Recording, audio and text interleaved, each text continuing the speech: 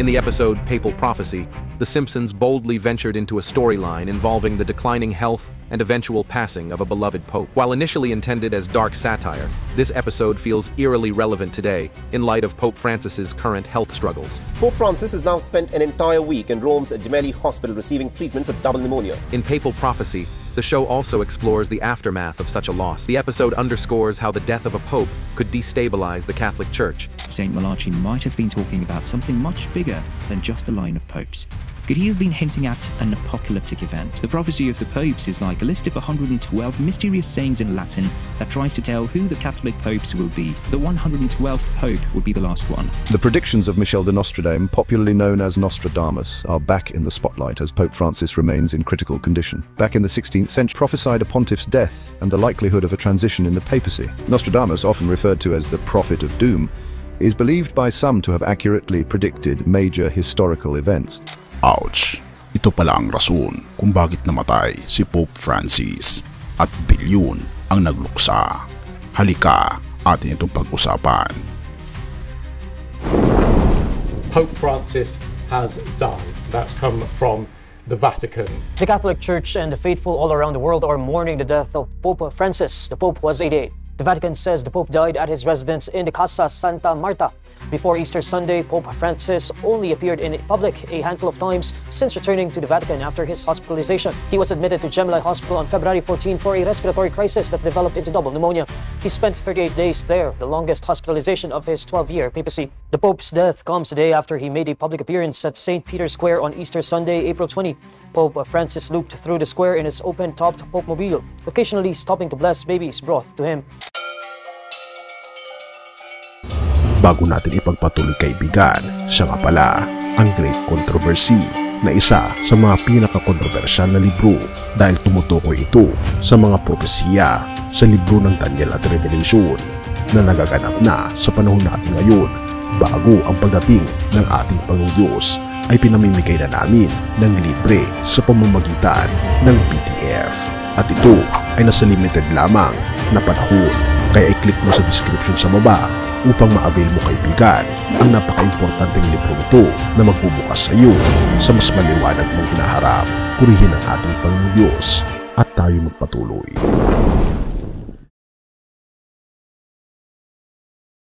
Akala natin okay na siya. Lumabas pa siya ng ospital, nakangiti pa, nagtataka ang lahat. Pero bakit biglang bumaliktad ang lahat? Isang nakakagulat ng umaga ng Lunes, bumulaga sa mundo ang balita. Patay na si Pope Francis. Wait lang, hindi ba ilang linggo lang ang nakaraan nakita pa natin siyang nagpapakita sa publiko? Umiiyak ang mundo pero may isang tanong na hindi matahimik. Bakit? Dahan-dahan nating balikan ang nangyari. Hindi ito basta matanda na kasi. Hindi rin ito simpleng pinagod ng schedule. May kwento at may hindi agad sinabi. Unang sinyales, pneumonia. Pero hindi lang basta pneumonia, kundi parehong paaga ang apektado, matindi. Pero ayon sa mga doktor niya, stabilize na raw ang lagay niya.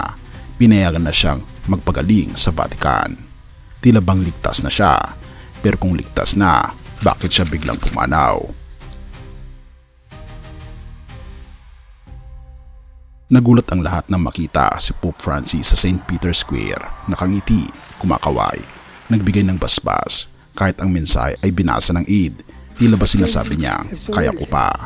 Pero hindi mo mapapansin, yung titig niya parang malalim, yung ngiti niya parang may tinatago. Bakit nga ba napipilitang bumalik sa publiko ang isang taong kakagaling lang sa ospital? Was it a duty? Was it fate? Or was it a farewell we didn't recognize? Lingid sa kalaman ng marami, sa likod ng mga kamera, may nagpupuyos na panganib. Pope Francis, 88, matagal nang nilalabanan ang kahinaan. Pero nitong taon lang, 5 linggo siyang nasa ospital, 2 baga, at dito sinabing siya ay mayroong double pneumonia. Sa edad niya, ito'y delikado na. Pero tiniis niya ito, nagpatuloy pa rin siya. Inikot ang mga bilangguan, humarap sa mga lider ng mundo. 1 linggo bago siya bawian ng buhay. Bakit? Dahil alam niyang tila malapit na. Kaya pala kahit hindi na kaya ng katawan, itinulak pa rin niya ang sarili para makapaglingkod sa mga naniniwala sa kanya. Kaya pala kahit mahina na ang boses niya, hindi siya tumigil sa pagbigkas dahil gusto niyang marinig ito na ito na pala ang huling mensahe. At sa araw ng April 21, tinatawag nila itong Easter Monday, isang araw matapos ipagdiwang ang muling pagkabuhay ng mga Roman Catholics. Pope Francis pumanaw sa oras na 7:35 ng umaga. Walang hudyat, walang paalam, pero marami ang nalungkot. Have mercy, O God. 1:11 verse 25 to 26. Ako ang muling pagkabuhay at ang buhay. Ang sumasampalataya sa akin, kahit siya'y mamatay, ay mabubuhay. At ang sinumang nabubuhay at sumasampalataya sa akin ay hindi mamamatay magpakailanman. Naniniwala ka ba rito? Kaibigan, bagamat mayroong kamatayan at hindi natin maiiwasan na kahit sino pa ang tao na makapangyarihan sa mundo ay makakaranas nito. Ngunit kung hindi tayo naniniwala sa ating Panginoon Diyos ay hindi tayo makakaranas ng buhay na walang hanggan. Kaya ang tanong sa 1:11 verses 25 to 26, naniniwala ka ba sa ating Panginoon Diyos?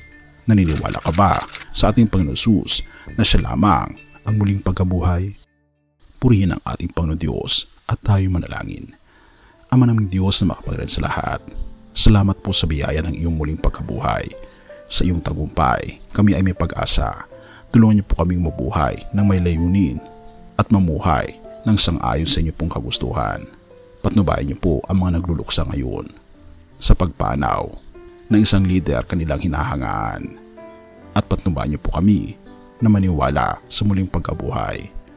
Pinupuri po namin kayo at pinapasalamatan o aming Panginoon Diyos ang dahilan kung bakit mayroon pong muling pagkabuhay nang dahil sa aming Panginoon Kristo na siya'y namatay at muling nabuhay.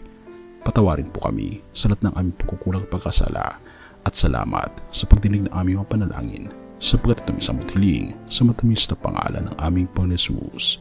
Amen.